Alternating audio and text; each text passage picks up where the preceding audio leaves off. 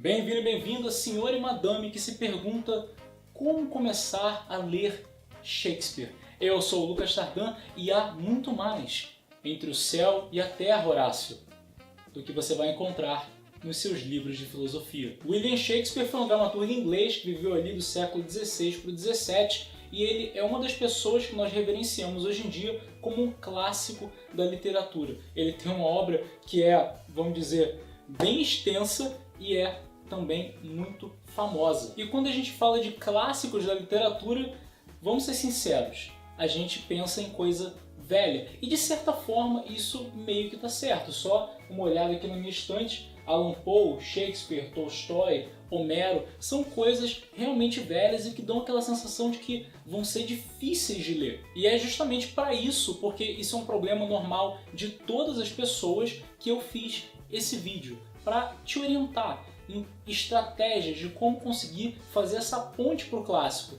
que por mais que possa parecer, fala de algo que é muito próprio ainda da nossa contemporaneidade. E a primeira estratégia é muito simples, você precisa de âncoras para quando chegar no clássico. Por muitas vezes ele vai ser um texto que é mais difícil. Então, por exemplo, se você for ler Alice, mas antes já tiver visto o filme, então você já vai com uma certa bagagem. Quando você chegar no texto, ele vai ser mais fácil de ser digerido. Mesma coisa se você ouvir o poema O Corvo antes de tentar ler o poema O Corvo. E essas âncoras podem vir dos lugares mais improváveis. Por exemplo, para eu começar a ler William Shakespeare, eu falo sem nenhuma vergonha, na verdade veio de um mangá chamado Zetsuwen no Tempest, que é inspirado em Hamlet e Tempestade do Shakespeare. E muitas vezes você precisa só de algo muito simples para chegar no clássico e se sentir em casa, mesmo sendo um texto novo. Por exemplo, com frases de efeito. Quando eu cheguei em Hamlet e Tempestade, por eu ter ouvido já todas aquelas frases do Shakespeare em outra obra,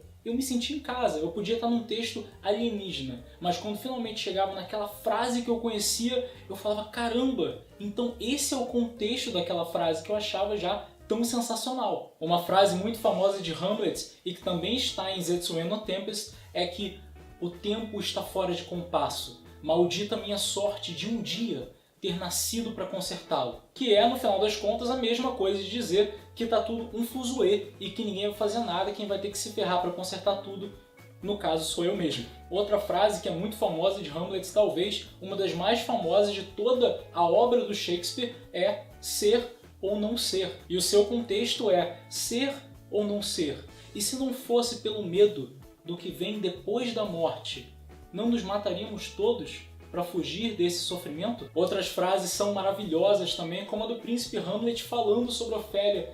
Nem 40 mil irmãos, com toda a sua soma de amor, poderiam equivaler à quantia do que eu sinto. E uma que talvez seja a minha frase favorita de Shakespeare, ela está no epílogo de Tempestade, e é algo que é o máximo do que eu já vi da definição de resiliência, do que dizer no auge da derrota. Você tem que imaginar alguém que não tem mais nada, que não tem mais nenhum auxílio, nenhum aliado, e diz, agora que todos os meus feitiços foram quebrados, qualquer força que eu tenha é asseguradamente minha própria. E para fechar essas citações de Shakespeare, porque senão eu vou ficar falando aqui horas sobre as minhas citações favoritas, tem uma de Um Sonho de uma Noite de Verão, que é bem no final, assim como o epílogo de Tempestade, que diz algo como: e se nós sombras ofendemos, faça apenas isto e tudo está resolvido.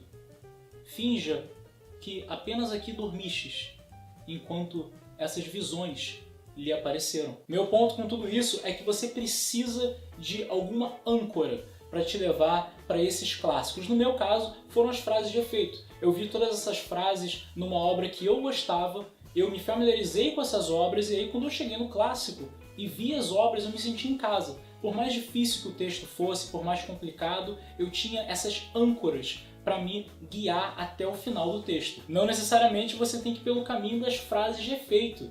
Você poderia, por exemplo, ler um pequeno resumo da obra antes de chegar no texto. Não existe qualquer vergonha em fazer isso. Muito melhor que você chegue lá com alguns spoilers, mas consiga chegar até o final, do que você chegue lá completamente sem saber o que está fazendo e nunca terminar o texto, fique só boiando e desista. Você também pode ler alguma obra inspirada, uma adaptação, você pode ler um mangá inspirado ou até mesmo um mangá que é uma adaptação, como por exemplo Hamlet, eu já vi vendendo a versão em mangá dele. Você pode ver a peça de teatro, se for no caso de Shakespeare, já que todos eles foram feitos, na verdade, para você ver em forma de peça. O importante é que você dê uma chance para os clássicos, não seja só mais uma daquelas pessoas que citam milhares deles, mas sem nunca ter os lido. E eu espero que com essas estratégias você esteja mais próximo, pelo menos um pouquinho mais próximo de conseguir fazer isso. Além de que tem muitos motivos para você conhecer os clássicos. Só para entender por que, afinal de contas, eles são clássicos, para se tornar